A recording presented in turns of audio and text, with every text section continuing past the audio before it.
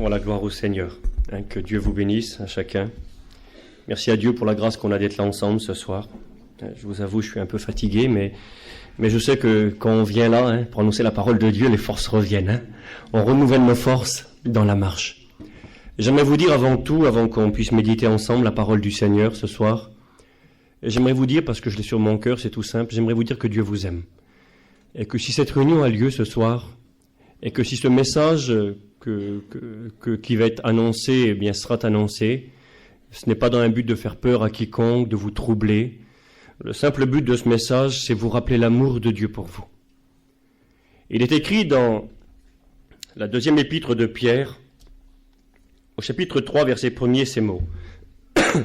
« Voici déjà, bien-aimés, la seconde lettre que je vous écris. » C'est beau le petit mot là, bien-aimés. Des gens qui sont bien-aimés. Et vous êtes bien-aimés de Dieu. Vous avez du prix aux yeux du Seigneur. Peut-être que vous n'êtes pas considérés par ceux qui vous entourent, ou pas considérés comme voudriez-vous être considérés, ou comme vous pensez que vous devriez être considérés. Puis parfois on se sent lésé, on se sent un petit peu délaissé, négligé. Mais vous êtes des bien-aimés de Dieu. Et puis Dieu voudrait vous parler ce soir.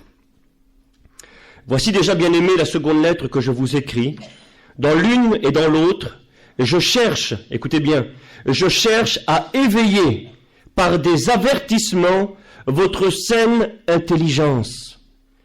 Autrement dit, ce verset ne s'adresse pas à des gens insensés, mais à des gens qui sont en âge de comprendre, en âge de réflexion, qui ont une intelligence qui fonctionne normalement, une saine intelligence. Je cherche à éveiller votre saine intelligence par des avertissements. Et je continue. Afin que vous vous souveniez des choses annoncées d'avance par les saints prophètes et du commandement du Seigneur et Sauveur, enseigné par vos apôtres. Sachez avant tout. Et là, nous voyons que Pierre annonce, rappelle qu'il va donc apporter des avertissements. Il veut que les gens qui vont lire cette lettre, écouter ces paroles, soient à l'écoute, soient attentifs. Et il leur dit, sachez avant tout que dans les derniers jours, parce qu'il y aura des derniers jours, les derniers jours, ce n'est pas la fin du monde. Je parlais tout à l'heure avec un homme qui me disait bientôt la fin du monde. Eh bien non, pas bientôt la fin du monde. Bientôt la fin des temps. Ce sont deux choses différentes. Avant que la fin du monde ait lieu, la Bible annonce, et ce soir je vais essayer d'être le plus simple possible, donc je ne ferai pas autant de lectures que j'aurais désiré le faire, et je vais essayer de vous parler avec mon cœur et avec un langage simple, ce qui n'est pas forcément facile lorsqu'on veut s'entretenir d'un sujet comme celui-ci en particulier, sur le retour du Seigneur. Mais donc je vais essayer d'être le plus simple possible avec vous ce soir. Sachez avant tout que dans les derniers jours, il viendra des moqueurs avec leur raillerie, et marchant selon leur propre convoitise, et ils disent, où est la promesse du retour du Seigneur? Je vous ai dit, pas encore la fin du monde, parce qu'avant que la fin du monde ait lieu, il faut d'abord que Jésus vienne régner sur cette terre pendant 1000 ans. Et la Bible dit que lorsque Jésus régnera sur cette terre pendant 1000 ans, les chrétiens, que vous êtes, que nous sommes, régneront avec Jésus sur la terre pendant 1000 ans. Et c'est simplement après 6000 ans que la terre sur laquelle nous marchons et vivons aujourd'hui sera détruite. Donc la fin du monde n'est pas pour demain, mais la fin des temps et cette période qui prendra fin quand Jésus viendra prendre son Église, ce qu'on appelle l'enlèvement de l'Église. La Bible annonce à multiples reprises bien que Jésus un jour reviendrait pour chercher ceux qui auront fait la paix avec lui. Jésus reviendra sur la terre, oui. La Bible annonce dans Zacharie au chapitre 14 que Jésus posera les pieds sur la montagne des Oliviers qui est en face de Jérusalem et qu'il sera accompagné de tous les saints, de tous les chrétiens. C'est annoncé. Jésus un jour reviendra sur la terre. Mais avant qu'il ne revienne sur la terre, la Bible nous dit que Jésus reviendra dans les airs, dans le ciel. C'est écrit, vous connaissez ces versets de la Bible. C'est dans 1 Thessaloniciens, chapitre 4, pardon. Je vais lire avec vous. Au verset 16, il est écrit ces mots. Car le Seigneur lui-même a un signal donné, à la voix d'un archange, et au son de la trompette de Dieu, écoutez bien, descendra du ciel, et nous ressusciterons premièrement. Ensuite, nous les vivants qui seront restés, nous serons tous ensemble enlevés avec eux sur des nuées, à la rencontre du Seigneur dans les airs. C'est pas écrit sur la terre. C'est pas écrit que quand Jésus va revenir là, on pourrait dire la première fois, ça va être pour venir sur la terre, et puis qu'on va aller le rencontrer là-bas à Jérusalem sur la terre. Il est écrit que quand le Christ reviendra premièrement, eh bien il viendra sur les nuées du ciel, et que tous les chrétiens, les morts en Christ ressusciteront premièrement, et ceux qui seront vivants à ce moment-là, ceux qui seront sur la terre, eh bien ils seront transformés en un clin d'œil, en un instant, et qu'ils partiront ensemble avec les morts en Christ ressuscités à la rencontre de Jésus dans les airs, dans le ciel. Et la Bible dit que nous serons toujours avec le Seigneur. Donc la Bible annonce à de multiples passages, on ne pourrait pas tous les énumérer, ils sont trop nombreux. On connaît bien Jean chapitre 14, verset 1er, « Que vos cœurs ne se troublent pas, a dit Jésus. » Parce qu'il savait que des temps viendraient où les cœurs seraient troublés. Déjà là, les apôtres étaient troublés, mais il savait que des temps bien plus durs viendraient. Des temps difficiles pour ceux qui veulent marcher avec Dieu, et en particulier pour la jeunesse. C'est pas facile d'être un chrétien.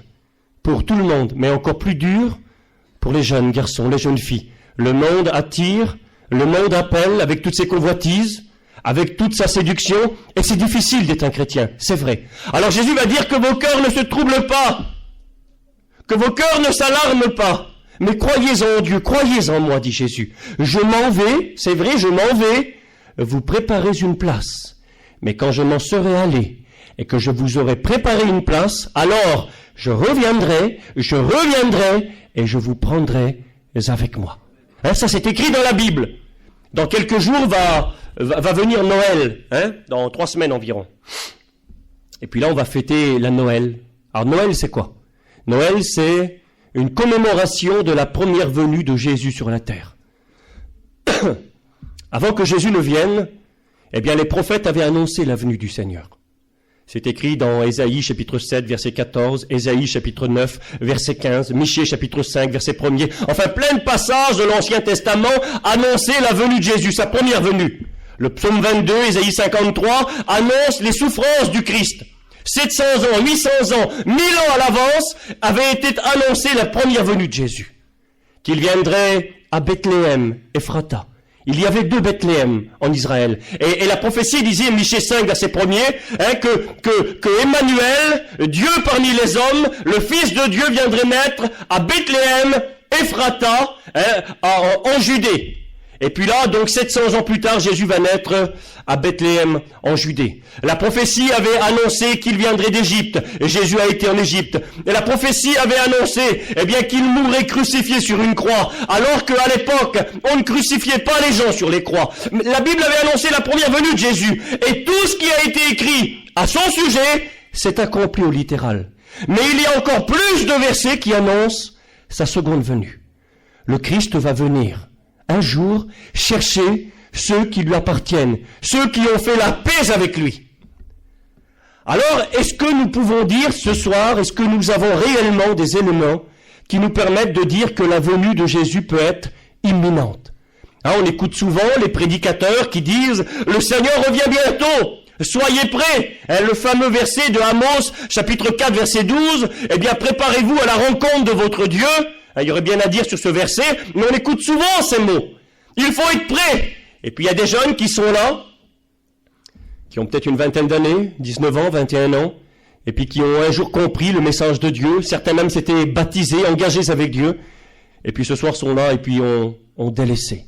Ils ont eu un jour le cœur touché par le Seigneur, dans une réunion, en lisant la Bible, chez eux, dans leur camping. Ils ont donné leur vie à Jésus. Ils ont compris que Jésus reviendrait un jour. Et puis ils se sont dit, Seigneur, moi je veux partir avec toi. Je veux que lorsque tu viendras, je veux pas louper le coche, je veux pas passer à côté, je veux partir avec toi. Et puis 1 an s'est écoulé, 2 ans, 3 ans s'est écoulé. Et puis ce soir, parmi nous, je le sais, moi, il y a des jeunes qui sont des jeunes rétrogrades. C'est vrai, Noé, Il y a des jeunes que les frères et même nous-mêmes avons eu la joie de baptiser. Et puis qui aujourd'hui sont là à l'église et puis ils n'ont plus rien d'un chrétien. Vous savez, tout à l'heure, le frère qui a rendu témoignage, le Jean d'Agastounet, disait que que lorsqu'on dit que d'être un chrétien, eh bien, c'est la plus belle chose qui existe, il n'y a rien de plus grand. Il disait que les mots étaient suffisants, on ne pouvait pas en parler, il fallait le vivre. Eh bien, figurez-vous que l'enlèvement de l'Église, il ne faut pas simplement en parler, il faut vivre l'enlèvement de l'Église. Est-ce que j'aimerais vous dire ce soir, jeune garçon, jeune fille, je pourrais vous donner bien des éléments, mais je suis conscient que c'est pas moi qui vais vous convaincre. Et je suis conscient également que même si vous avez des preuves logiques, que nous sommes dans une période où l'enlèvement peut avoir lieu à n'importe quel moment, eh bien c'est pas ça qui va faire de vous des chrétiens. Ça pourra éveiller votre intelligence pour vous amener à chercher Dieu, parce qu'on ne suit pas Dieu par la crainte. On ne suit pas Dieu parce qu'on dit, Seigneur, j'ai écouté ta parole, quelle peur! L'Église va être enlevée, et puis un temps de terreur va arriver sur le monde. Alors j'ai peur, moi. Alors parce que j'ai peur, eh bien je vais me mettre chrétien. Ben ça va tenir 15 jours, 1 mois, 2 mois, 3 mois. Et puis quand la tentation viendra, quand l'épreuve sera là, bien vous laisserez tout tomber. Parce qu'on ne suit pas Jésus par la crainte. Certes, il est vrai, Dieu nous appelle à avoir une crainte respectueuse. Mais la crainte n'est pas un motif suffisant pour suivre le Seigneur. Vous savez, quelqu'un qui marche par la crainte, eh bien c'est quelqu'un de malheureux. Il y a des gens qui sont en prison, et puis lorsqu'ils sortent, ils disent plus jamais je ferai de conneries parce que c'est trop dur la prison. Alors ils marchent par la crainte, peur du gendarme, peur des représailles, peur de la prison, et puis ils restent tranquilles pendant quelques semaines, quelques mois. Et puis quand le manque d'argent est là, ou quand la tentation est là, quand les amis sont là, eh bien ces personnes recommettent à nouveau leurs méfaits, et puis se retrouvent encore en prison. Parce que la crainte n'est pas suffisante. Nous ne sommes pas appelés à servir le Seigneur par crainte, mais à le suivre par amour. Et ce que je désire ce soir, c'est qu'à travers ces quelques notes que je vais vous donner, eh bien c'est que vous puissiez dire, Seigneur, le Christ a annoncé un jour qu'il viendrait. Alors est-ce que je vais vous dire un jour? Est-ce que je vais vous dire une heure? Je serais mal tombé si je faisais ça, Oui, les frères, ils me lapideraient en bas, là, Je ne peux pas vous dire ni le jour ni l'heure. C'est pas possible. C'est écrit dans Matthieu, chapitre 24, verset 36, que personne ne connaît ni le jour ni l'heure lorsque Jésus reviendra. Sauf que, mais, la Bible nous dit que Dieu nous donne des éléments. C'est écrit je vous ai lu tout à l'heure dans 1 Thessaloniciens 4, versets 15, 16, 17, où le Christ annonce son retour, vous serez enlevés et vous partirez à la rencontre du Seigneur. Et juste le chapitre suivant, dans 1 Thessaloniciens chapitre 5, il est mis ces mots, c'est intéressant, je vais vous les lire quand même. Regardez ce qu'il est écrit dans 1 Thessaloniciens chapitre 5, verset 1er. Pour ce qui est des temps, et là il parle du retour du Seigneur, et des moments, vous n'avez pas besoin, frères, qu'on vous en écrive, car vous savez bien vous-même que le jour du Seigneur viendra comme un voleur dans la nuit. Alors certains diraient, bien si c'est comme un voleur, on ne sait pas, on ne peut pas savoir, impossible, parce que le voleur vient tout le temps à un moment inattendu, et puis la visite d'un voleur n'est pas une bonne visite. Si vous sortez là de la réunion et puis que vous êtes fait casser les carreaux de l'auto, je vous prophétise rien, j'espère pas toujours, c'est-à-dire s'il a porté poisse, ou si vous rentrez chez vous qu'il y a quelque chose qui est cassé, dérobé, eh bien c'est pas une bonne visite. C'est inattendu, mais c'est pas une bonne visite. Et écoutez ce que dit le texte, on continue. Vous savez vous-même que le jour du Seigneur viendra comme un voleur dans la nuit, quand les gens diront paix et sécurité, alors une ruine soudaine les surprendra, comme les douleurs de l'enfantement surprennent, etc., et ils n'échapperont point. Mais c'est écrit juste en dessous.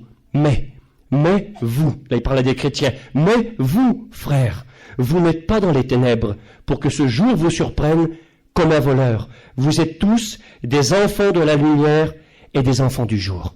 Alors le Seigneur viendra comme un voleur, une mauvaise visite, une visite désagréable, un moment complètement inattendu pour les gens qui ne sont pas chrétiens, pour ceux qui sont, la Bible les appelle les gens du dehors.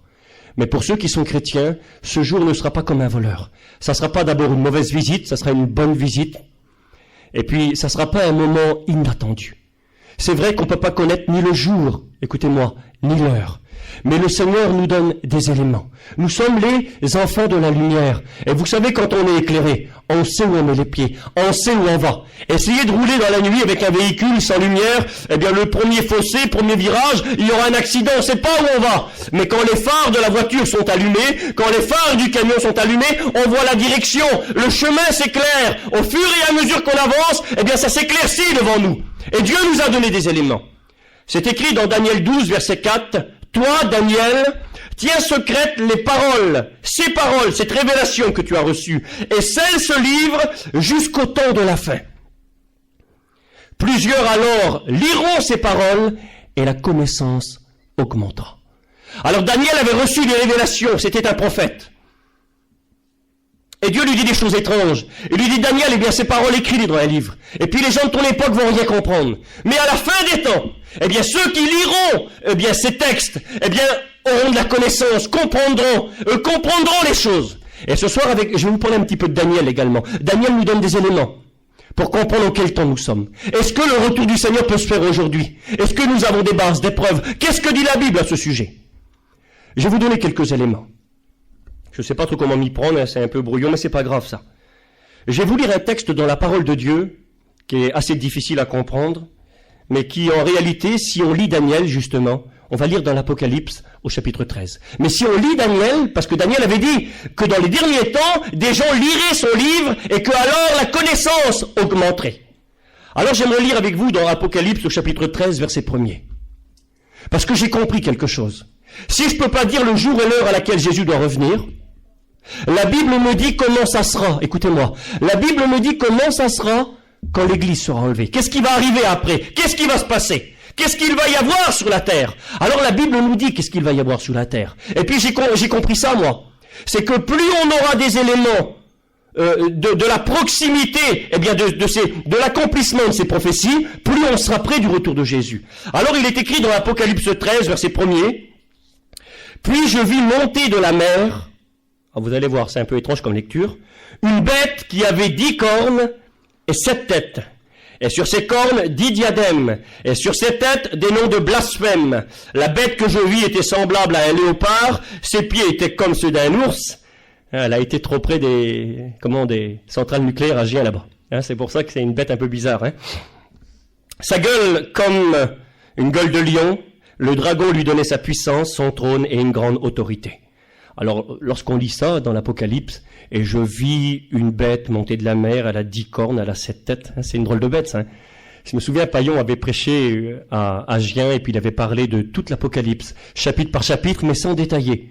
Il avait dit Apocalypse 13, la bête qui monte de la mer, qui a 10 cornes et 7 têtes. Puis qu'on est rentré dans les campings, après ma belle-mère disait, je crois... Maman, quelle peur, qu'est-ce qu'on va prendre, hein? Il y a une bête qui va venir, là, elle aura 10 têtes et puis 10 cornes et 7 têtes, un mutant. Alors le jour où vous verrez ça, sachez que le retour est proche. Hein. Ben, laissez-moi vous dire que vous verrez jamais un dragon avec 10 têtes, hein, Johnny. Hein. Tu l'as déjà vu, toi? Non, ben moi non plus, je l'ai jamais vu. Si, dans les films de peur. Laissez-moi vous dire que ce texte-là, hein, c'est pas à prendre littéral. Alors c'est Daniel qui nous explique. Vous allez dire à quoi que ça rime, ça? Qu'est-ce que ça prouve du retour de Jésus? Une bête qui monte de la mer, 10 cornes. Je vais pas être compliqué, mais j'aimerais vous lire la Bible. On va lire ensemble dans Daniel au chapitre 7, et on va lire au verset 23. Écoutez ce qu'il est écrit. Il me parla ainsi, le 4e animal, la 4e bête, la dernière, c'est un 4e royaume qui existera sur la terre.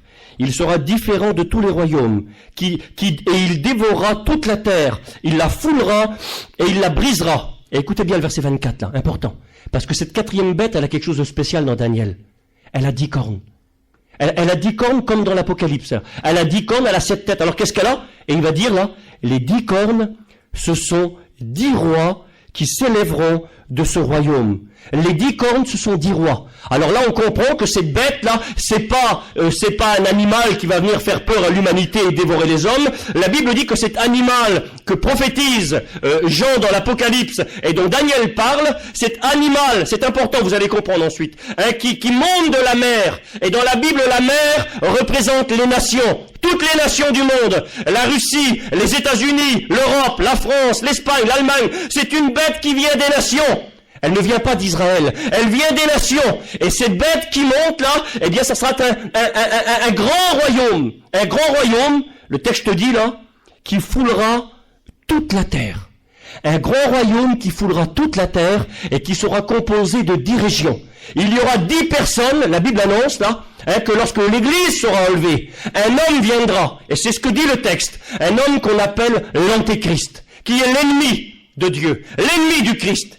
L'Antéchrist prendra sa place, exercera son règne pendant 7 ans, dit la Bible. C'est Daniel qui parle de ça. Pendant 7 ans, il va régner. Et il prendra ses fonctions quand l'Église sera enlevée.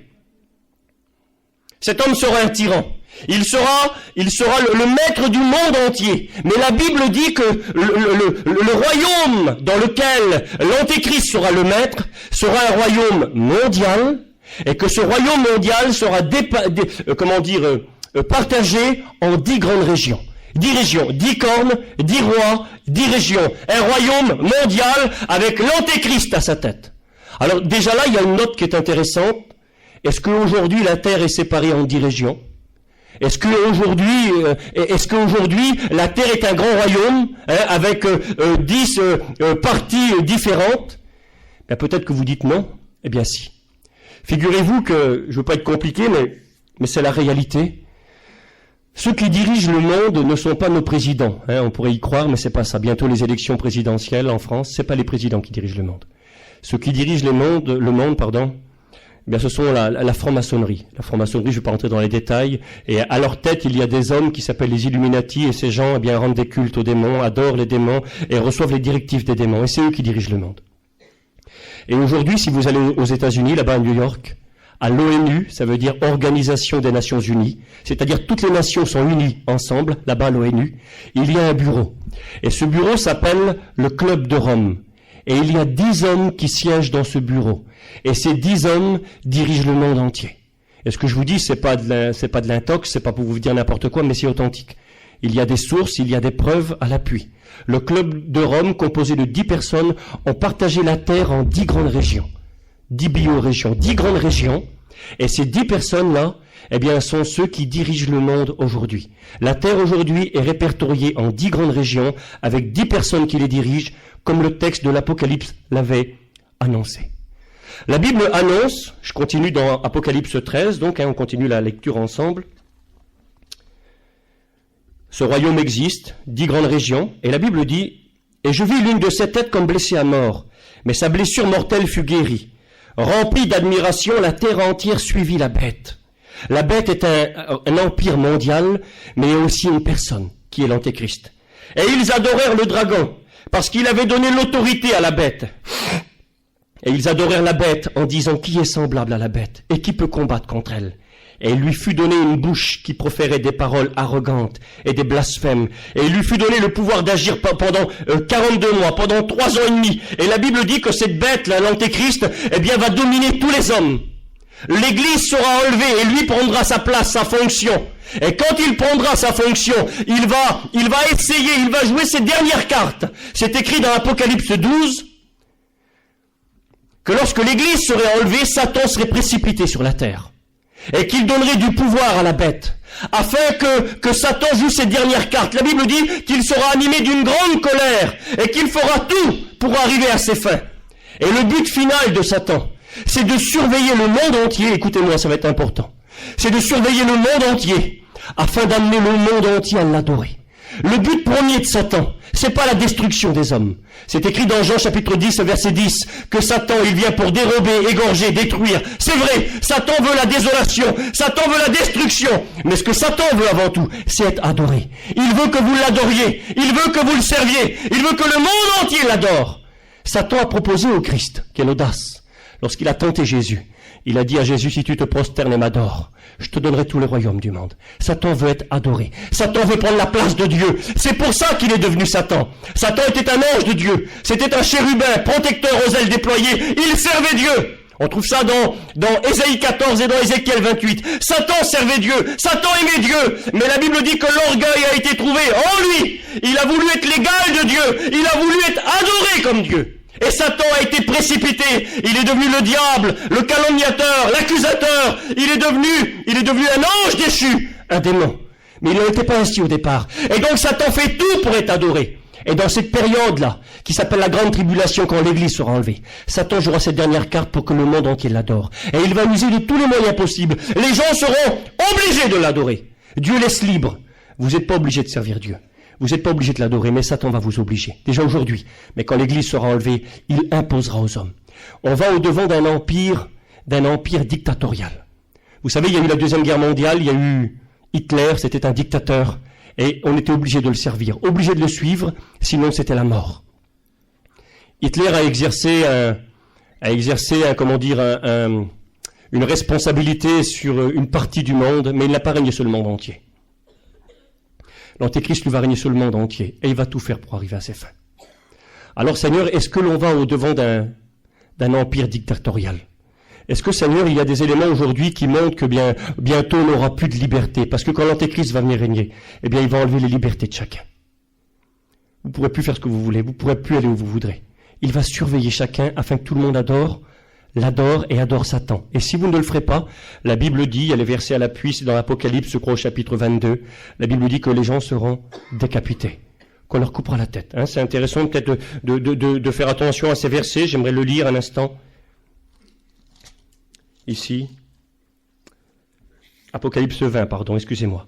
Verset 4. « Et je vis des trônes, et à ceux qui s'y assirent fut donné le pouvoir de juger, et je vis les âmes de ceux qui avaient été décapités à cause du témoignage de Jésus, et à cause de la parole de Dieu, et de ceux qui n'avaient pas adoré la bête, ni son image, et qui n'avaient pas reçu la marque sur leur front, ni sur leurs mains. » La Bible dit que l'Antéchrist obligera tous les hommes à adorer Satan.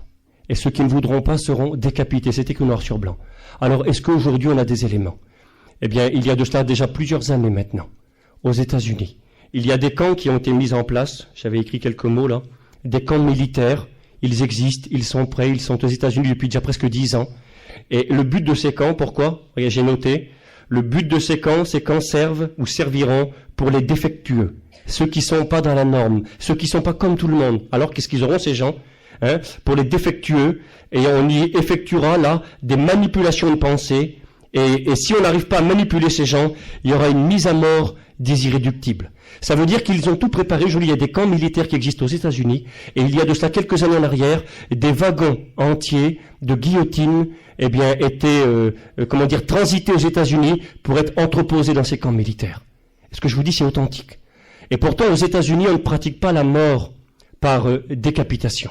On pratique, la peine de mort existe aux États-Unis, on pratique la peine de mort par injection. On injecte un produit qui donne la mort, et autrefois c'était la chaise électrique. Mais aux États-Unis, on n'a jamais pratiqué la décapitation. Et pourtant, aujourd'hui aux États-Unis, dans des camps militaires, des wagons entiers de guillotines sont entreposés en vue de servir dans le temps qui vient devant nous pour les défectueux, ceux qui ne voudront pas se prosterner devant Satan, ceux qui ne voudront pas rendre un culte au diable, ceux qui n'auront pas voulu porter sur eux ce chiffre qu'on appelle le chiffre de la bête, le 666. C'est écrit ça dans Apocalypse 13 tout le temps. C'est ici la sagesse. On va lire le verset au-dessus. Et il fit, donc la bête, l'Antéchrist, que tous, petits et grands, riches et pauvres, libres et esclaves, reçoivent une marque sur leur main droite ou sur leur front, et que personne ne puisse acheter ni vendre sans avoir la marque, le nom de la bête ou le nombre de son nom. C'est ici la sagesse, que celui qui a de l'intelligence calcule le nombre de la bête, car c'est un nombre d'hommes, et son nombre est 666. Donc la Bible annonce bien que ceux qui n'auront pas voulu rendre un culte, ceux qui n'ont pas voulu adorer Satan, ceux qui n'ont pas voulu avoir ce chiffre, si c'est un chiffre physique, si c'est une puce, ou si c'est quelque chose lié à l'électronique, à l'informatique, s'ils n'auront pas voulu avoir ça sur eux, ils seront décapités. Eh bien, je vais vous donner une information que vous ne connaissez pas pour certains d'entre vous. Il y a un ordinateur qui a été fait il y a quelques années, tout proche de nous là, aux États-Unis.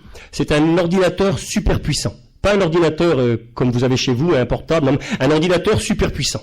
Et puis cet ordinateur, il a une fonction spéciale. Je vais vous dire ce que j'ai écrit. Il est aux États-Unis et il va servir pour recenser toute la Terre, c'est-à-dire pour connaître chaque être humain. Qui est là, qu'est-ce qu'il fait? Je continue. On y inclura les empreintes digitales, les mains, l'ADN, et une photo de l'œil, de l'iris, parce qu'on a chacun un œil différent, on a chacun un ADN différent, on a chacun des empreintes différentes. Comme ça, on est sûr de ne pas tromper. On y inclura les empreintes digitales, l'ADN, une photo de l'iris. On pourra y placer 2000 pages d'informations sur chaque être humain dans cet ordinateur-là. Il existe. On peut mettre 2000 pages d'informations sur chacun de vous. On ne peut pas tromper. Mais comment il s'appelle cet ordinateur? Eh bien, cet ordinateur-là, il s'appelle le B666. Il s'appelle le B666. Et son nom, il a un autre nom, il s'appelle Lucide. Et le mot Lucide vient de Lucifer. Lucifer, c'est le nom de Satan dans la Bible. Astre brillant, Lucifer. Alors c'est curieux. Aujourd'hui, là, aux États-Unis, il y a un ordinateur qui existe. On peut, et c'est son but, il va servir aux forces de police. Il y a inclure des données sur chacun de vous. Ce que vous faites, où vous allez, quelles sont vos habitudes, qu'est-ce que vous aimez. Mais pourquoi tout cela? Afin de surveiller chacun, afin de connaître vos déplacements, de savoir où vous allez, afin que chacun soit obligé de rendre un culte au diable. Et ceux qui ne voudront pas le faire, eh bien, ils connaîtront la mort. Alors certains disent, oui, mais bien moi, j'irai jusqu'à la mort. J'irai jusqu'à la mort parce que je ne veux pas être perdu, je suis assez intelligent. C'est facile à dire, c'est plus difficile à faire. Oui, devant la mort. Vous savez, Satan va venir de manière très fine, il ne va pas venir là avec des gros sabots. Aujourd'hui, le 666, il est en fonction partout. C'est curieux parce que Jean, dans son temps, ça ne voulait rien dire. L'apôtre Jean, quand il a écrit ça, il l'a écrit par la foi et par obéissance. Ça ne voulait rien dire pour lui. Aujourd'hui, vous allez au magasin, puis on n'a pas le choix, on vit dans ce monde pour l'instant. C'est les prémices. Vous allez au magasin, tout ce que vous achetez, il y a un code barre dessus. Tout. Ça marche tout avec code barre. Eh bien, vous verrez, il y a des chiffres en bas. Et un jour, si vous avez l'occasion, demandez à un informaticien. J'ai un ami qui est pasteur, c'est un gradué d'une église ici en Bretagne.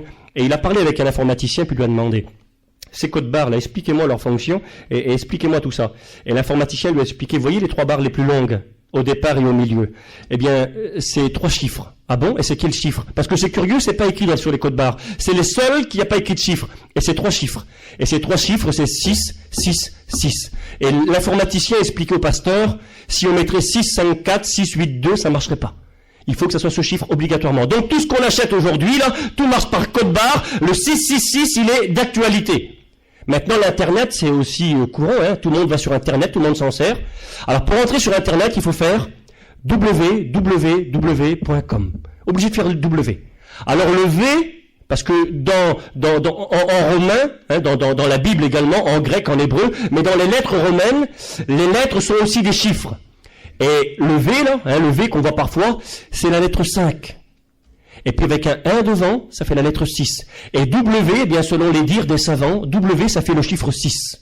Alors c'est curieux que pour entrer sur Internet, pour acheter et vendre, parce que de plus en plus, on en fait un commerce mondial, eh bien il faut faire 666.com et on peut rentrer sur Internet, acheter et vendre à notre guise. Alors c'est curieux parce qu'à l'époque de Jean, il n'y avait pas d'ordinateur, Jean connaissait rien de tout cela, mais pour acheter et pour vendre, il faudra passer par le 666. Alors incroyable, le code barre, Internet, l'ordinateur là-bas aux États-Unis, le B666. Hein, Lucide qui vient de Lucifer, pour faire un recensement de tous les hommes, ce que vous faites, où vous allez, quelles sont vos activités quotidiennes, afin de vous surveiller, parce que personne ne pourra se cacher. Ceux qui essaieront tôt ou tard seront pris. Les lois sont votées. Les lois pour ce royaume qui existe aujourd'hui. La terre est séparée, je me répète, en 10 grandes régions, comme la Bible l'avait annoncé. Mais la Bible dit qu'à un moment donné, une petite corne va venir, c'est-à-dire un autre personnage, un autre roi, et que ce roi, ça serait l'Antéchrist, et qu'il va diriger tout le monde. Et aujourd'hui, il existe ce royaume. Il est partagé, c'est prêt. Eh bien, les lois ont été votées. Alors, j'ai noté quelques mots sur les lois, c'est intéressant. J'aimerais vous lire ce que j'ai mis sur les lois, parce que ça m'avait interpellé. Les lois du gouvernement mondial sont déjà votées. Parmi ces lois, j'en ai pris une qui m'avait interpellé. Les enfants seront ôtés de leur milieu familial lorsqu'ils auront des parents ou de la famille croyants, qui croient en Dieu. Car les croyants sont des fous dangereux, selon eux. La foi biblique est une entrave à la paix. C'est ce qu'ils pensent. La foi biblique est une entrave à la paix. Pourquoi? Parce que Jésus a dit dans Jean chapitre 14 et verset 6, « Je suis le chemin, je suis la vérité, je suis la vie. Et personne n'ira au Père que par moi. » Alors si vous dites ça à un musulman, vous lui dites, t'es perdu, ta religion n'est pas bonne. C'est une parole discriminatoire. C'est une parole qui engendre les conflits, qui engendre la guerre. Allez dire à des musulmans, il y a plus d'1 milliard de musulmans sur la terre, vous êtes tous dans l'erreur, sans Jésus vous n'irez pas au ciel. Eh bien c'est une parole de conflit. Et Jésus a dit, je suis pas venu apporter la paix, mais l'épée. Jésus donne la paix dans les cœurs de ceux qui veulent le recevoir. Mais au niveau mondial, Jésus apporte l'épée, la séparation, la guerre. Et les paroles du Christ sont des paroles de conflit. Et c'est comme ça que c'est considéré aujourd'hui. Parlez avec des gens importants, parlez avec des gardiens autour de vous, dites-leur, vous savez, sans Jésus, vous ne pouvez pas aller au ciel, vous êtes perdus. La parole à la mode aujourd'hui, c'est tolérance, amour, respect, mais jamais vérité. Dites-leur, sans Jésus, on ne peut pas aller au ciel. Ils vont vous dire, vous êtes une secte dangereuse, monsieur. À cause, si tout le monde raisonnerait comme vous, ça engendrerait des conflits, des guerres. Et c'est ce qui est considéré. Alors les lois sont adoptées. Et si des gens pendant la grande tribulation voudront mettre leur confiance en Dieu, voudront mettre leur confiance en Jésus, eh bien, parmi ces lois, il est dit que les croyants seront des fous dangereux et puis qu'il faudra leur ôter leurs enfants. Parce qu'ils ne sont pas aptes et parce qu'ils seront des sujets de conflits, de problèmes. Moi, quand je lis ça, je réalise, je dis, Seigneur, combien d'éléments, et puis, vous savez, c'est un petit peu décousu ce soir, je regarde comme ça, un petit peu rapidement avec vous. Mais combien d'éléments, Seigneur, le royaume de l'Antéchrist est là devant nous. La terre est séparée en 10 régions. Le chiffre 666, il est d'actualité, il est partout pour acheter, pour vendre. C'est que le prémisse, c'est que le début. Et puis je réalise qu'on s'approche tout près de ça. Il y a quelques années de cela, au Parlement européen, ceux qui nous dirigent en Europe pour l'instant, qui font les lois, discutaient ensemble. Et un homme a pris la parole, et moi je l'ai vu en cassette vidéo. Cet homme disait, « Nous voulons qu'un homme vienne et qu'il règne sur nous. Que ce soit un Dieu ou un diable, peu importe, nous l'accepterons du moment qu'il résoudra nos problèmes. » Aujourd'hui, on vit un temps de prospérité et d'abondance, mais ça commence à descendre, et il faut que ça descende. La Bible avait annoncé parmi les signes du retour du Seigneur. C'est écrit dans Luc chapitre 21. Il en sera comme du temps de Noé et comme du temps de Lot. Les gens se mariaient leurs enfants, achetaient, vendaient, construisaient, bâtissaient, etc., etc. C'est-à-dire plein d'activités. C'est-à-dire une vision uniquement terrestre. C'est-à-dire un temps de prospérité et d'abondance. Et la Bible annonce que quand les gens diront paix et sécurité, alors la ruine soudaine les surprendra. Alors, on vit aujourd'hui ce temps de prospérité. On vit aujourd'hui ce temps d'abondance, mais on sent que ça commence à resserrer. On sent qu'on commence à descendre. On va connaître ce qu'on appelle une crise économique. Il va y avoir un krach boursier, et puis il va y avoir une chute libre. Les gens ne pourront plus acheter ni vendre. Ça sera tellement difficile. Et cet homme antéchrist va venir. Il va exercer un septennat. Il va régner pendant 7 ans. Pendant 3 ans et demi, il va résoudre les problèmes de l'humanité. Il va montrer un bon visage. Il va être gentil. Il va être ami d'Israël. Il va faire un pacte avec Israël. Il va faire la paix avec eux. Il va résoudre les problèmes de l'humanité pendant 3 ans et demi. Mais au bout de 3 ans et demi, il montrera son vrai visage, qui il est. Et là commencera la terreur pour le monde entier. Et aujourd'hui, on sent les prémices, on sent que c'est dur. Vous savez, pour nous qui voyageons, eh bien, on sent que c'est dur le voyage. Vous savez pourquoi? Parce qu'on rentre pas dans le cadre.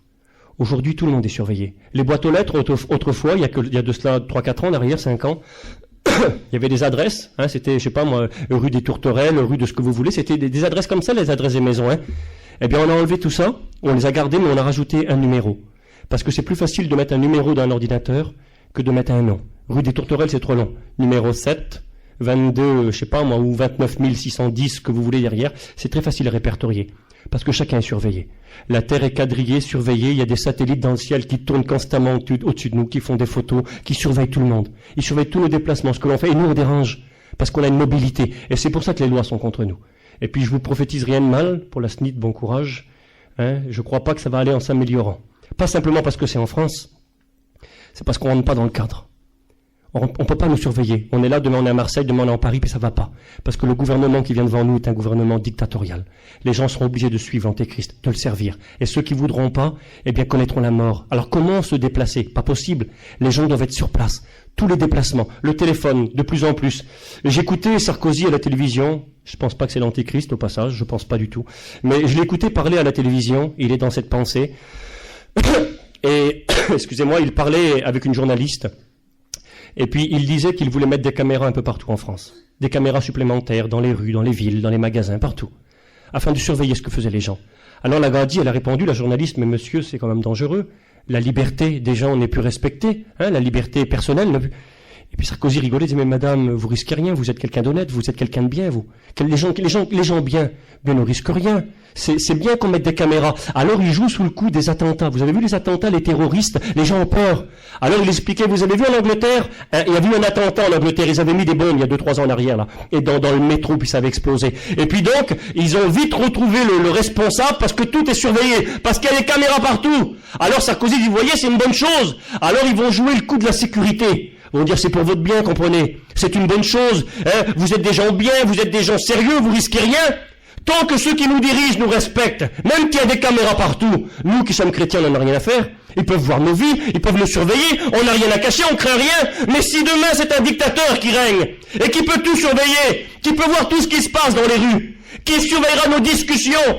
Le téléphone portable, aujourd'hui, Sarkozy également a demandé, il est ministre de la Sécurité intérieure, il a demandé à ce qu'il y ait plus d'enregistrement des discussions sur téléphone, d'enregistrer les discussions téléphoniques, afin de le réécouter, et puis éventuellement déceler quelques éléments pour voir si les personnes sont en tort.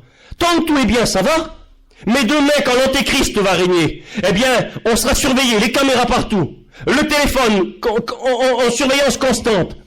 Il y a une télévision qui a été faite il y a de cela quelques années. C'est récent également, mais il y a quelques années, 2, 3 ans, 4 ans.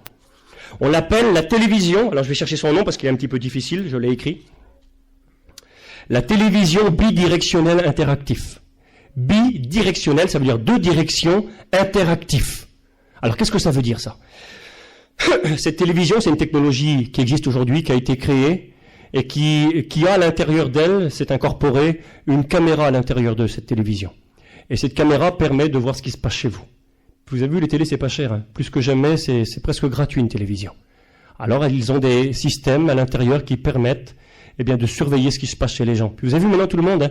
Il y a la télé dans le camping, petit camping, dans la chambre, dans la maison, dans la cuisine, partout. Oui, c'est pour rien la télé. Et puis vous croyez que c'est pour rien comme ça, vous. Satan est certainement plus fin que vous et plus fin que moi.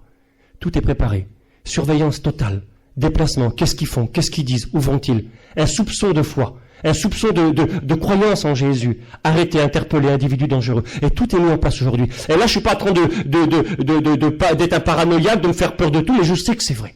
Je sais que tous les éléments, je sais que je suis prêt. Et puis, s'il avait fallu vous donner plein de signes, ça aurait été trop long ce soir. J'ai eu récemment l'occasion de prêcher un petit peu ces messages, et en 2 réunions, j'ai fait le tour, mais rapidement. Je vais vous donner un signe du retour du Seigneur.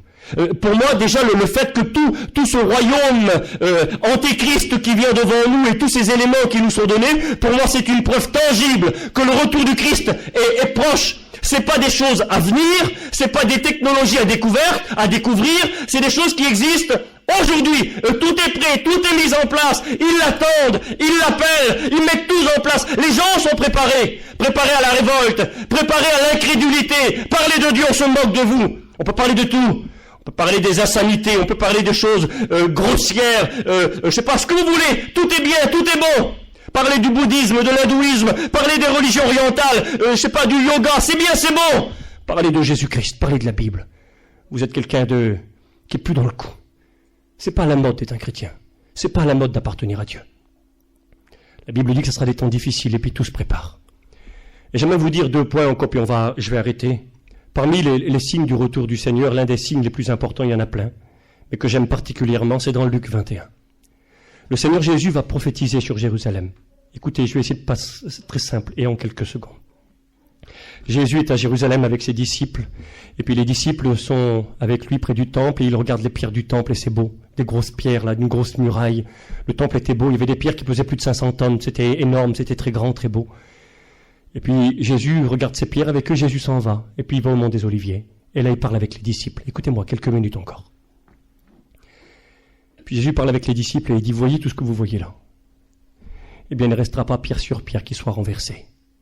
Alors les disciples demandent au Seigneur, vont dire, mais Seigneur, dans ce même contexte, Seigneur, quand reviendras-tu? Quand ça sera la fin du monde et quand vas-tu revenir pour chercher ton Église, ceux qui t'appartiennent? Quand reviendras-tu? Alors écoutez bien quelques minutes. Jésus va dire, voyez toutes ces pierres-là, ces grandes pierres, plus de 500 tonnes. Vous savez, il y a les pyramides en Égypte, c'est des grandes pyramides, ces grandes pyramides. Eh bien, dans les pyramides de Khéops, là-bas, eh bien, les pierres les plus grosses font environ 6 tonnes. C'est beau, une pierre, 6 tonnes. Les pierres du temple faisaient plus de 500 tonnes. Alors, pour vous dire la grandeur des pierres de ce temple-là. Et puis Jésus, il dit bien, le temps vient, où il ne restera pas ici pierre sur pierre. Tous les pierres du temple vont être renversées. 500 tonnes, imaginez-vous, vont être renversées. Ah bon? Et alors, Jérusalem va devenir la propriété des nations. Pendant un certain temps. Mais quand ce temps prendra fin, un jour Jérusalem redeviendra la capitale d'Israël. Et quand ce temps arrivera, cette génération qui verra cette chose s'accomplir ne passera pas que mon retour n'arrive. C'est ce que Jésus dit dans Luc 21. Et là, c'était environ en l'an 30 que Jésus parle. 40 ans plus tard, en l'an 70, Jérusalem est détruite. Jérusalem est rasée. Le temple est brûlé, comme Jésus l'avait dit. Mais je passe. Jésus avait donné des détails terribles, mais j'ai pas le temps. Le temple est détruit, Jérusalem est détruite, et Jérusalem devient une ville païenne. Elle n'appartient plus aux Juifs. Elle n'est plus la capitale d'Israël. Jérusalem reçoit un nouveau nom. Elle s'appelle Aelia Capitolina. Elle devient une ville dédiée à Jupiter, dédiée aux dieux païens. À la place du temple, on bâtit un temple païen en l'honneur de Vénus, la déesse de l'amour, et des dieux des Romains. En l'an 135, la ville est complètement rasée par Hadrien, Jérusalem, et Jérusalem devient propriété des Romains. Écoutez-moi quelques minutes encore. Et pendant quelques dizaines d'années comme ça, Jérusalem va devenir propriété des Romains. Elle n'est plus la propriété des Juifs, comme Jésus l'avait dit. Après les Romains, eh bien d'autres peuples vont prendre la place. Jérusalem, va devenir propriété des Turcs. Jérusalem va devenir propriété des Anglais, plus proches de nous. En 1945, après la Deuxième Guerre mondiale, Jérusalem est devenue propriété avant va devenir propriété des Anglais, avant 1945. Elle va devenir propriété des Anglais. Elle a été propriété de diverses peuplades. Elle a été propriété palestinienne également. Et puis en 1948, Israël va redevenir un pays. Israël n'existait plus comme pays. Israël va redevenir un pays, mais Jérusalem n'appartient pas encore à Israël. Jérusalem est coupée en deux. Écoutez-moi quelques minutes. Jérusalem va être coupée en deux en 1948. Israël va redevenir un pays, puis Jérusalem, la capitale, va être coupée en deux. Il va y avoir une partie palestinienne et une partie israélienne. Et donc, Jésus avait dit, Jérusalem appartiendrait aux nations. Et puis pendant 2000 ans comme ça, elle a appartenu à diverses nations. Et en 1948, Jérusalem était coupée en deux.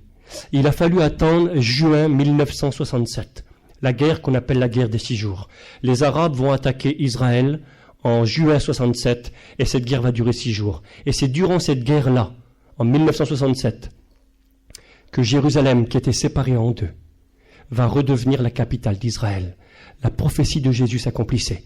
Et toi, Jérusalem, tu seras foulé aux pieds par les nations jusqu'à ce que le temps des nations soit accompli. Et juste en dessous, Jésus dit, cette génération qui verra ces choses ne passera pas, que mon retour se fasse. Quand ces choses commenceront à arriver, dit Jésus, levez vos têtes, parce que votre délivrance est proche. Jésus dit pas levez vos têtes pour être décapité, non, il dit levez vos têtes parce que votre délivrance est proche quand ces choses commenceront à arriver. Et c'est extraordinaire ce qui s'est passé de 48 à 67. Un petit détail au passage. Il est écrit, il y a 3000 ans en arrière, David a prophétisé. David a dit, Jérusalem, tu es une ville dont les parties sont liées ensemble. Alors qu'à l'époque de David, Jérusalem était une capitale unique. Jérusalem n'avait jamais été séparée, jamais divisée. Au temps de David, avant David, après David, à l'époque de Jésus, Jérusalem n'était pas divisée. Et depuis 2000 ans, Jérusalem appartenait aux nations, mais elle n'avait jamais été divisée. Et en 1948, quand Israël est redevenu un pays, Jérusalem a été coupée en deux.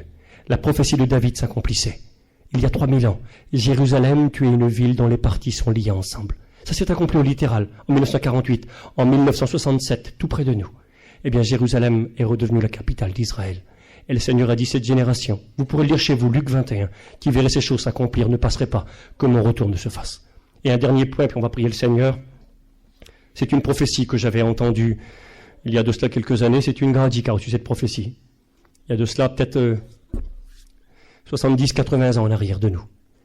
Et cette Grady a reçu une prophétie, elle recevait des prophéties de Dieu, et quand elle les recevait, ou quand elle en écoutait, je ne sais plus exactement, elle les écrivait sur un petit cahier. Écoutez-moi, je vous demande encore 5 minutes. Elle les écrivait sur un cahier, et puis, et quand elles étaient accomplies, les prophéties a marqué à côté accompli, accomplissement. Et puis un jour, cette femme va recevoir une prophétie étrange, et elle va noter cette prophétie. Et ce qu'elle avait reçu disait, lorsque tu entendras parler de l'euro, sache que mon retour sera imminent. Il y a de cela 70-80 ans derrière nous. Et cette personne est morte, les années ont passé, elle est morte, et elle n'a jamais écouté parler de l'euro. Donc, eh bien, avant qu'elle ne meure, elle avait donné son petit cahier de prophétie à une jeune chrétienne de l'église. Il y a peut-être 20-30 ans en arrière, elle avait donné son cahier à une jeune chrétienne de l'église. Et puis les années ont passé, 10 ans ont passé, 15 ans ont passé, l'euro, ça voulait rien dire. Quand elle lisait ça, cette femme qui avait reçu la prophétie croyait que l'euro c'était le nom de l'Antéchrist. Tout le temps elle avait cru ça, parce qu'elle savait pas ce que ça voulait dire. Mais elle avait noté, par la foi. Et puis cette jeune fille, donc, qui a eu ce livre a vieilli, et puis elle est arrivée dans les années, là, il y a 10 ans en arrière, là. Et puis le fameux euro est arrivé, la monnaie unique, l'Empire romain reconstitué. Hein. Vous prenez un billet dessus, là vous voyez l'Europe, l'Empire romain reconstitué, avec les limites d'autrefois, comme la Bible l'avait annoncé. L'euro, c'est devenu monnaie courante pour nous. Alors j'aimerais vous dire ce soir, jeunes garçons, jeunes filles, je vais arrêter là-dessus. Nous avons plein d'éléments, et je m'excuse d'avoir été un peu brouillon ce soir, je suis fatigué, puis je le regrette. Mais vraiment, le retour du Maître est imminent. Et je ne vous dis pas l'heure, je ne vous dis pas demain, je ne vous dis pas dans 15 jours, je ne sais pas. Mais je sais que nous connaissons les temps. Le Seigneur a fait ce reproche aux pharisiens en son temps. Il a dit, hypocrite, vous savez discerner les signes du dehors. Quand il fait rouge, quand le ciel est rouge le soir, vous dites demain il fera beau. Et puis vous avez raison. Puis il dit, vous ne savez pas discerner en quel temps nous sommes. Nous devons discerner. Je dis un dernier mot, puis on va prier le Seigneur. On a lu un signal donné à la voix d'un archange.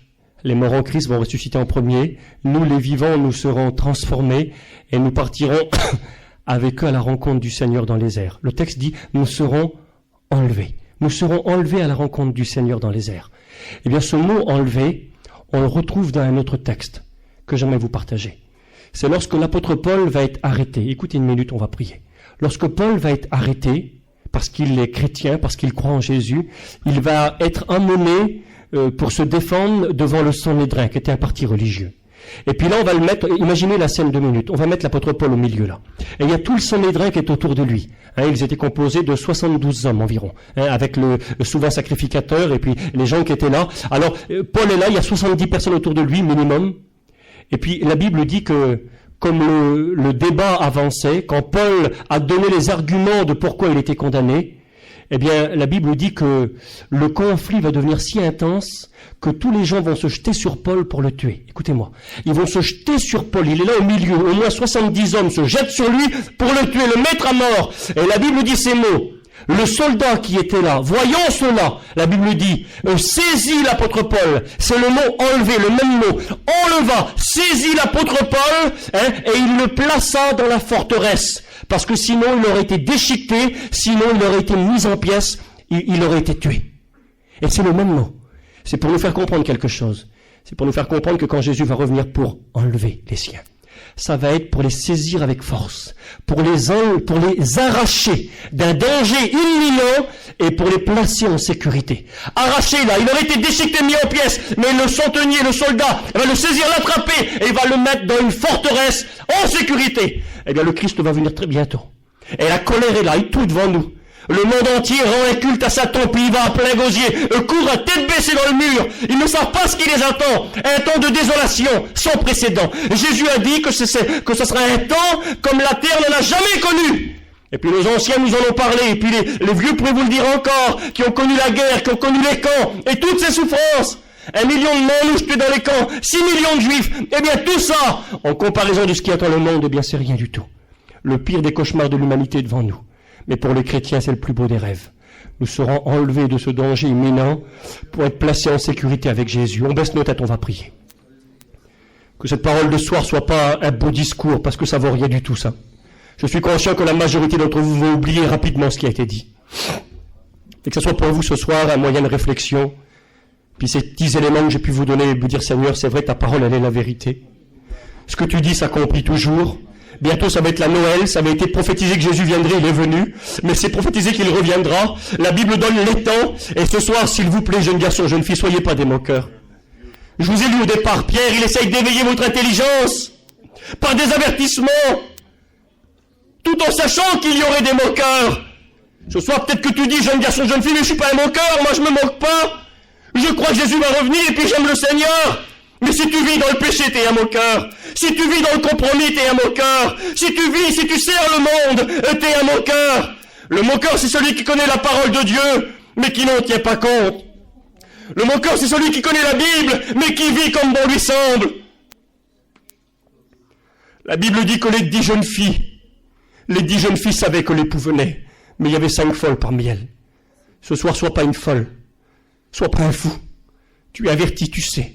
Oh, tu ne pourras pas servir Dieu par la peur, c'est vrai. Mais que ce soit un moyen de chercher Dieu ce soir. Et de dire, Seigneur, je te demande pardon, je comprends, tu me parles parce que tu m'aimes, Dieu vous aime. Seigneur, tu m'avertis, tu veux pas me perdre. Dieu use de patience, voulant qu'un plus grand nombre soit sauvé. Et puis peut-être que Dieu a attendu jusqu'à aujourd'hui pour toi, mon frère, ma sœur. Pour toi, mon ami qui est là. Parce que Jésus veut te sauver. Il est venu dans le monde pour donner sa vie, afin que tous ceux qui voudraient croire en lui reçoivent la vie éternelle. Et bientôt, il va revenir pour chercher ceux qui lui appartiennent. Veux-tu faire partie de ceux qui lui appartiennent? La décision t'est donnée. Toi, mon frère, ma sœur, veille sur ta vie. Sois fidèle jusqu'au bout. Toi qui t'es éloigné, il est encore temps de revenir. De dire, Seigneur, ce soir tu me parles et puis je comprends. Je suis intelligent. Seigneur, je reviens à toi, viens m'aider. Seigneur, c'est dur. Toi, les passions, toi, ce qui me tient. Toi, Seigneur, des fois, le découragement, le monde qui m'attire. J'aime le monde. T'as le droit de le dire à Jésus, ça. J'aime le monde, je suis un charnel. Mais Seigneur, je veux partir avec toi, viens m'aider. Seigneur, viens me donner la force que j'ai pas en moi. Et puis toi qui n'es pas chrétien, donne ta vie à Jésus. Il est temps encore ce soir de le faire. À toi soit l'honneur. On va chanter un cantique et puis on va prier juste le temps du cantique. C'est tout. Il est déjà tard, j'en suis conscient. Et puis je vous demande pardon pour le temps. Mais on va juste chanter un cantique. Et puis le temps de ce cantique, on va tous se lever maintenant. Je ne fais pas d'appel ce soir. On va tous se lever. On va fermer les yeux et on va penser un petit peu au Seigneur. On va penser à Jésus. Il veut vous arracher d'un danger imminent et vous placer en sécurité. Il revient bientôt. Il n'y aura pas le temps de se préparer. L'enlèvement se fera en un clin d'œil en une seconde. Ce soir, il est temps de dire oui. Il est temps de revenir. Merci pour ta parole, Seigneur. Gloire à Dieu. Gloire au Seigneur. Je crois que à travers un message comme cela, c'est un message qui vient de Dieu, ceux qui n'ont pas leur vie en règle avec le Seigneur, je crois que dans cette soirée, ça serait bien de mettre votre vie en règle avec le Seigneur. Pas sortir de ce lieu tel que vous êtes venus. Si ce programme ce soir a eu lieu, c'est parce que Dieu l'a voulu. C'est parce que Dieu a voulu vous interpeller, pas simplement vous faire peur, mais que vous preniez conscience ce soir que le retour de Jésus est proche. Et que Jésus va prendre simplement que ceux qui lui appartiennent, ses enfants, ceux qui sont en règle, ceux qui ont mis leur vie en règle, ceux qui font tout, c'est-à-dire pour essayer de s'accrocher à lui. Vous comprenez cela? Restez dans cette présence de Dieu. Je crois que c'est important, malgré que Steve l'a pas fait.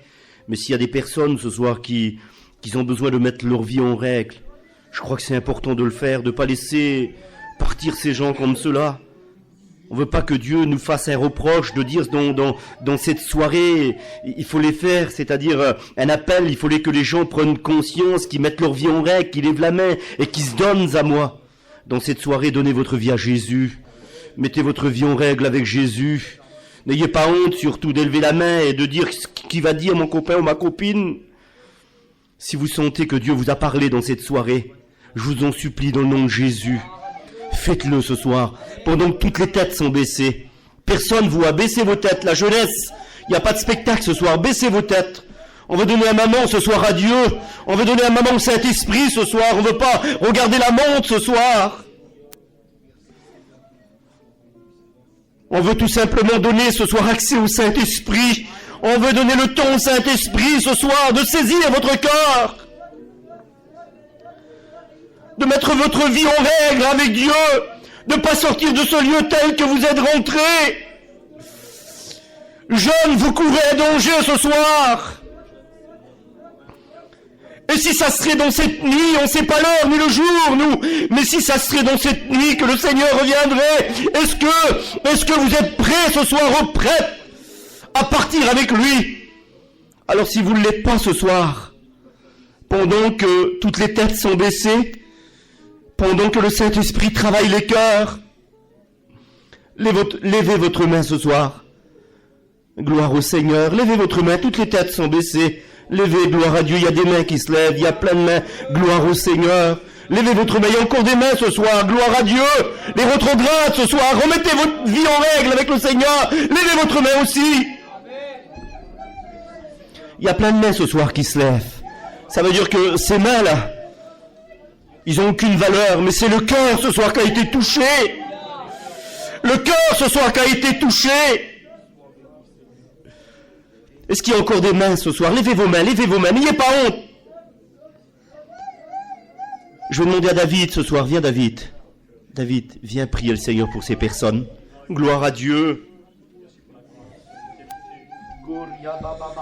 Gloire au Seigneur. On prie le Seigneur ensemble, ce soir. Puis celui qui veut le faire, même dans le silence, celui qui se dit, je peux pas lever ma main, moi, mais lève ton cœur ce soir. Alléluia. Place-toi devant Dieu et Dieu va te bénir. Gloire au Seigneur. On prie le Seigneur ensemble, pour ceux qui ont levé la main. Seigneur, je veux te louer et te rendre grâce.